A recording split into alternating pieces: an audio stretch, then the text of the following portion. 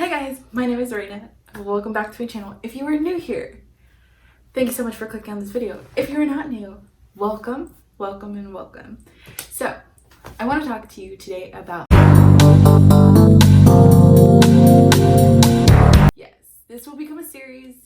So I'm going to teach you the things that they don't teach you in school, which they really should. So welcome, Professor Reyna. So, today we're going to talk about your actual confidence walking in. So when you first get to the courthouse, it's going to seem intimidating. Most courthouses, pretty much all of them, will have you walk through security. Hands down, you're going to walk through security. You pretty much already know what room you're going to be in, all that other stuff, what floor, all these things.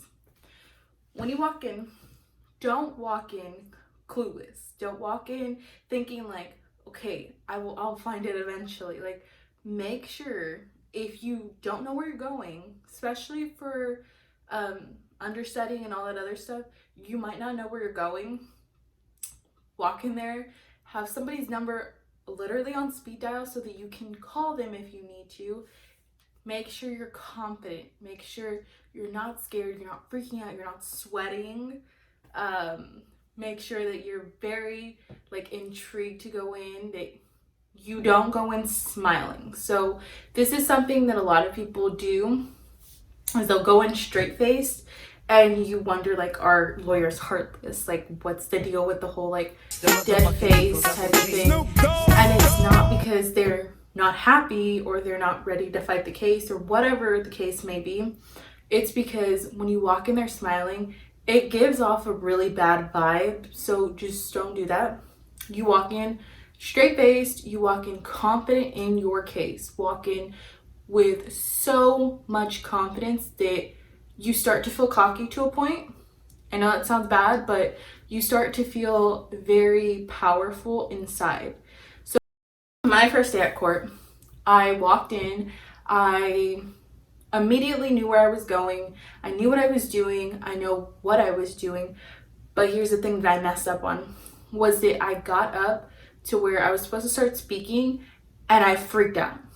I freaked out. I was scared. I had no idea what to do. I had no idea what to say, but I knew what I was going to say. In a sense, I already knew what was going to happen. I knew what I was going to say. I knew most likely what the ruling was going to be. But I got so scared that I was shaking and I freaked out. But I managed to get my point across eventually, but it took me a few minutes to get to that point. So I suggest, this is a very huge suggestion that I do, talk to yourself. Put up a camera the same way I'm doing it. Put up a camera, act exactly. I know that you do this in school and I know that you do have moot court and all that other stuff, but it doesn't trust me, when it's your classmates, it feels so comfortable and so just, you're fine because it's your classmates and it's your professors and things like that. But when you get into a real courtroom with a real lawyer on the other side, it's not a professor or not a friend, it's a lawyer who's trying to battle you, you get intimidated. Put up a camera, go through your case, try to figure out okay, if I get stopped here, what can I say? If I get stopped here, what can I say?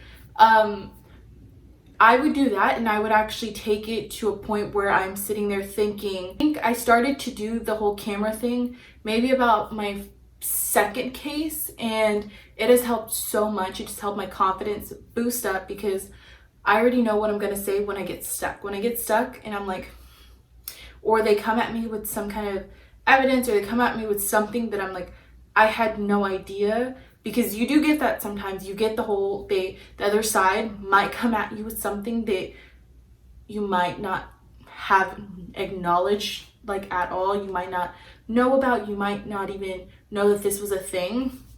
Yes, you can get that sometimes. And that's maybe a 1 in 10 chance, but it's not really most of the evidence is there. But you could get it sometimes. So walk in there with so much confidence that it's I'm gonna win my case, but don't walk in there cocky. Another thing would be to understand the way that the opposing counsel works.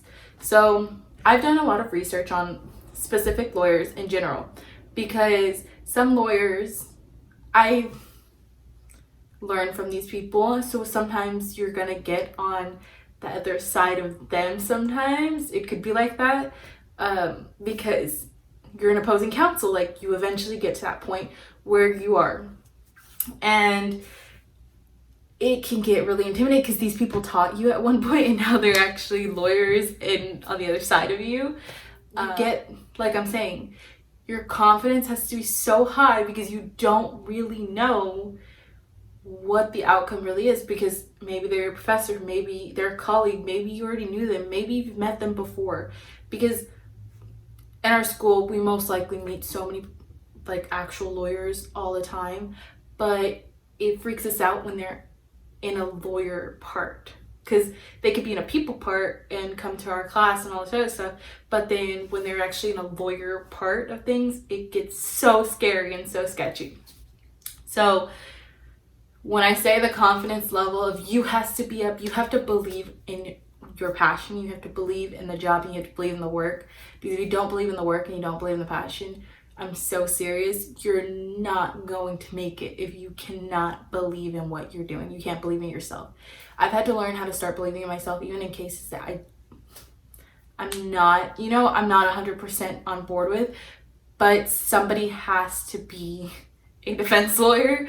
So I think of it as that way, like, I'm doing this for a good reason. I'm not doing it for the wrong reasons, and I'm not doing it just to prove point that I'm a BA type of thing. Like, no, I'm doing it to prove the system can be very wrong at some points. I'm proving it to understand that people deserve second chances, that people, if you hear the side of the story that you need to hear, those type of things. So always go in there with a good, stable case and a good, stable cause, because if your mind is not in the right place, and I'm going to be 100% honest, if you're going to go in there like, I'm just here to make this bag and that's all I'm here for, and that's the only reason I'm a defense lawyer or whatever it is, you're going in for all the wrong reasons. You're going in for 100% of the wrong reasons. Like, I'm telling you right now, you need to go in with a good mindset, good reasoning, good passion, and good purpose.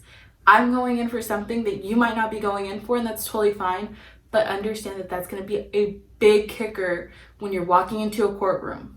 When you're walking into a courtroom, you do not have good reasoning and you do not have good purpose and passion for that specific case, because if you're a defense lawyer, you can choose your cases. You do not need to take every case. So yes, to a point, it is about money. To a point, it's not about money. And for me, it's about the cause and it's about why I'm doing it.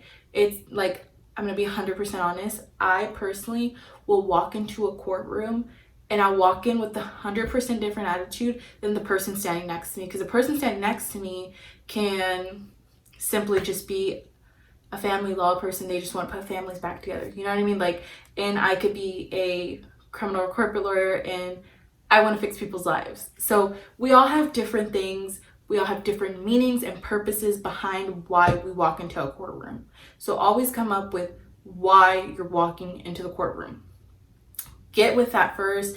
Get your mind straight. Get your feelings in check. Get your emotions in check before taking step on those stairs to get into the court. You have to work on yourself first to actually work with somebody else and helping somebody else's life. So I actually hope that this first episode of Courtroom Confidence helped on why it actually is called Courtroom Confidence.